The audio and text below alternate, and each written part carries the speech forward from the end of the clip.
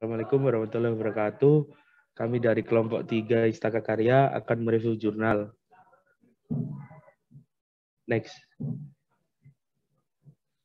Izinkan saya memperkenalkan anggota kelompok saya. Yang pertama yaitu ada saya pribadi yaitu Luki Setiawan, NPM 07. Yang kedua yaitu ada Jeremy Rumbaya Kondopare, NPM 23. Yang ketiga yaitu ada Arma Budi Amanuloh, NPM 29. Yang keempat yaitu ada Fani Ardiana Harijanto, NPM 54. Yang kelima, Nanda Primartana Dila, NPM 64. Yang keenam, Hidayatul Ulumiyah, NPM 66. Yang ketujuh, Salva Ahmad Lail, NPM 69. Yang kedelapan, Neil Tamsoju Siantori, NPM 74. Yang kesembilan, Amelia Indah Faradila, NPM 93. Yang ke-10, Yanuar Fernando Ardiansa, NPM 96. Yang terakhir yaitu Hafiz Said Abdillah, NPM 108. Next. Pengaruh penggunaan lahan terhadap rezim hidrologi DAS. Studi kasus DAS Komering. Next.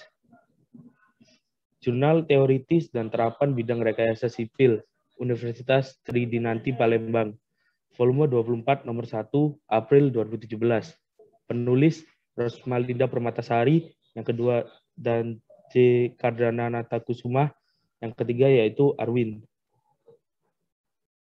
Mungkin selanjutnya bisa dijelaskan oleh teman kelompok saya. Selanjutnya ada abstrak.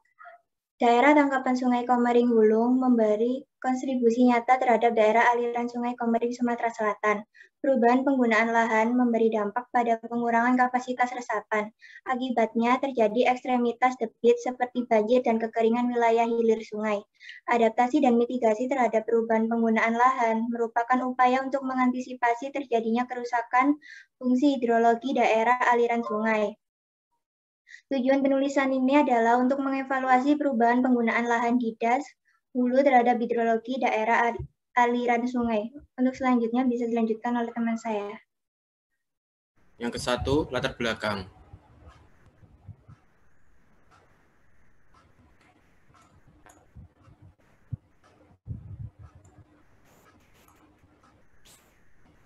Tinjauan sumber air dan hidrologi DAS diperlukan dalam menjamin keberlanjutan sumber air, di mana dalam hal tersebut dikaji permasalahan siklus hidrologi, pemodelan hidrologi DAS, proses degradasi lahan terhadap profil sungai, keandalan sumber air, serta dampak degradasi rezim hidrologi terhadap sumber air. Perubahan pola penggunaan lahan berdampak pada penurunan ketersediaan air wilayah akibat meningkatnya fluktuasi musiman dengan gejala banjir dan kekeringan yang semakin ekstrim. Hal ini dapat dilihat dari proporsi perubahan luasan pertanian, sehingga akan meningkatkan laju limpasan permukaan yang dapat berpotensi menghasilkan banjir di kawasan hilir. Seperti halnya di DAS Komering terjadi banjir dari hulu ke hilir yang mengakibatkan perpindahan alur sungai. Kesimpulan,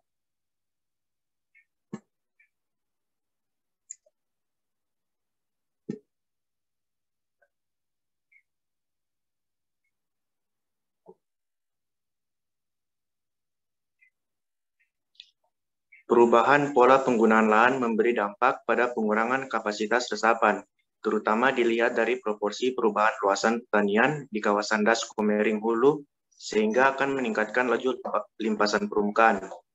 Penggunaan lahan di DAS Komering terus mengalami penurunan akan keberadaan kawasan hutan dengan dominasi tata guna lahan untuk aktivitas pertanian seperti perladang atau tegalan dan perkebunan. Penurunan kualitas sumber daya air dan lingkungan di kawasan DAS Komering pada umumnya karena diakibatkan ulah manusia yang dalam pemanfaatan sumber daya alam tersebut tidak dilakukan secara bijaksana berdasarkan kaidah konservasi sumber daya alam dalam fungsi perlindungan kawasan. Pengelola DAS harus dilakukan melalui satu sistem yang dapat memberikan produktivitas lahan yang tinggi, kelestarian DAS, dan peningkatan kesejahteraan masyarakat. Selanjutnya akan dijelaskan oleh teman saya Dila untuk jurnal kedua. Jurnal kedua yaitu penerapan zero runoff system dan efektivitas penurunan limpasan permukaan pada lahan miring di Das Cidanau, Banten. Media komunikasi teknik sipil dari Institut Pertanian Bogor. Penulisnya yaitu Yanuar Chandrawira Sembada, Budi Indra Setiawan, dan Satyanto Krido Saptomo. Saya akan dijelaskan oleh teman saya. Selanjutnya abstrak. Limpasan permukaan runoff menjadi salah satu penyebab terjadinya banjir dan erosi di Indonesia. Salah satu daerah aliran sungai, Das, yang mempunyai peran penting di Provinsi Banten adalah Das Cidanau, karena memiliki curah hujan tahunan rata-rata cukup tinggi.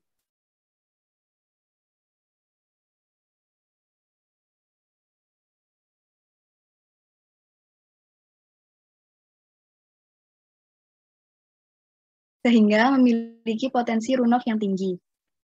Zero runoff system merupakan upaya konservasi air dengan cara meresapkan runoff ke dalam tanah, menggunakan bangunan peresapan di mana parameter keberhasilannya dalam mengurangi runoff berupa perbedaan kadar air tanah sebelum dan sesudah penerapan ZROS.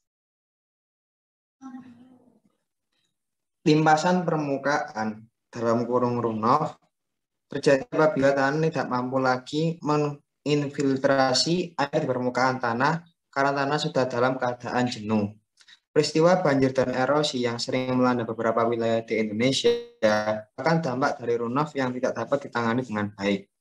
Indonesia sebagai negara beriklim tropis mempunyai curah hujan yang sangat tinggi. Salah satunya di daerah yang mempunyai curah hujan tinggi disebabkan Salah satunya daerah mempunyai curah hujan tinggi sehingga aliran permukaannya menjadi tinggi juga adalah daerah aliran sungai dalam kurung Das Cidanau. Daerah yang memiliki runoff yang tinggi umumnya mempunyai kualitas air sungai yang buruk.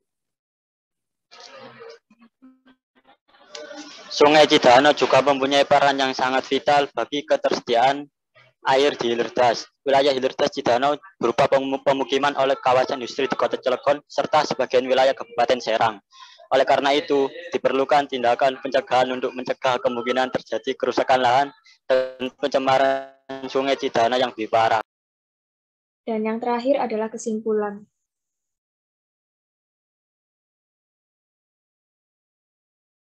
Next. Konsep Zero Runoff System atau ZROS yang telah diuji cobakan di wilayah Das Cidanau, Banten, menunjukkan bahwa ZROS mampu menyerap dan mengurangi limpasan permukaan. Hal ini terlihat dari meningkatnya kadar air tanah di lokasi penelitian setelah diterapkan ZROS. Model kesetimbangan air dengan dan tanpa runoff mempunyai nilai tingkat kepercayaan yang cukup tinggi, menunjukkan bahwa kinerja simulasi relatif valid dalam mensimulasikan perubahan kadar air tanah sebelum dan sesudah diterapkan ZROS. Sekian dari kami. Terima kasih. Wassalamualaikum warahmatullahi wabarakatuh.